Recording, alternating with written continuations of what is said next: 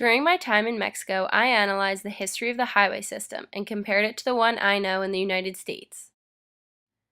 Before the invention of the highway, the transportation of goods was based solely on manpower. This proved to be very timely and inefficient. The next step in the process was to use mules to transport goods, but this too took too long and was not the fastest way to get things done. Our first journey on the highway spanned from Mexico City to Puebla. As you can see, this highway is pretty built up, being near the city.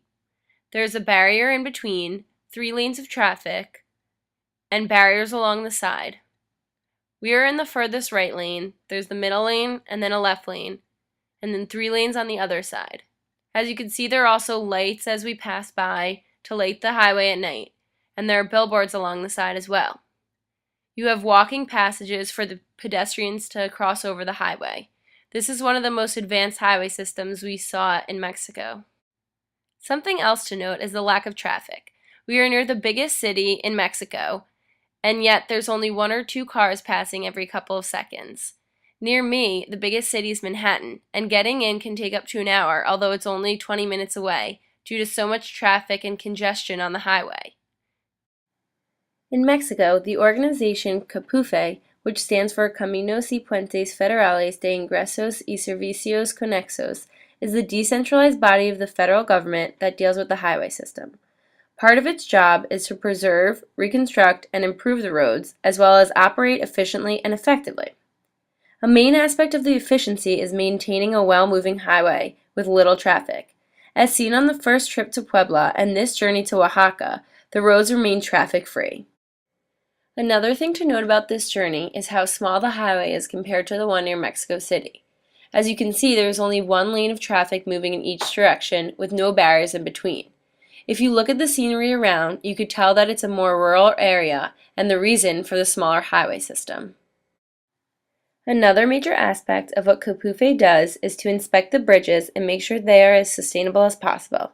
This bridge along the journey from Puebla to Oaxaca is a great example of how CAPUFE has created a sound and stable bridge without destroying the mountainous landscape around it. Our next journey spanned from Oaxaca to San Cristobal, but because we took the auto overnight bus, I could not get any footage of this particular highway system. An important feature to note on this journey from San Cristobal to Palenque is the fact that the highway passes right through a small town. You can clearly see we drove through the heart of the town. People, stores, and sidewalks are right off the side of the road. As we continued our journey, we hit the windy roads that curved around the mountain. Part of CAPUFE's role in this particular roadway deals with one of its main goals, the desire to overcome. These windy roads from San Cristobal to Palenque are a great example of how the organization had to overcome the difficulties of the natural landscape to build a highway that is direct and efficient. On our journey from Palenque to Mérida, the main difference between the highway is that it is located on flat terrain. This makes it easier to build, access, and maintain. If you look at the highway, it is another very small system, consisting of 1 lane in each direction. There are no lights for night driving and no barriers between lanes. Something important to discuss are the tolls for using the federal highways. On this trip, the toll for a car was 60 pesos. For a bus was 40, and for trucks started at 90 and went to 195 pesos depending on size. The money collected from the tolls goes to rehabilitating the highways and expanding the system, which is all part of CAPUFE's job. On our trip from Mérida to Valladolid, I noticed the extra lane created to the far left that is not used for ongoing traffic, but rather for cars to pull off the side of the road in case of an emergency. Part of CAPUFE's mission is to understand and meet the needs of the users. The creation of the excess lane in both directions is a core example of how the organization adapted the highway to fit the needs of the drivers. On our last journey from Valladolid to Playa del Carmen, we encountered another big highway. Because it is so close to a major touristy area, the highway is much more built up, with 3 lanes of traffic, telephone poles along the side, barriers in between lanes, and most importantly to the local economy, the billboards along the road. These signs promote the nearby resorts and golf clubs that tourists like to vacation at. It is interesting how even on this larger highway, there are no lights for night driving.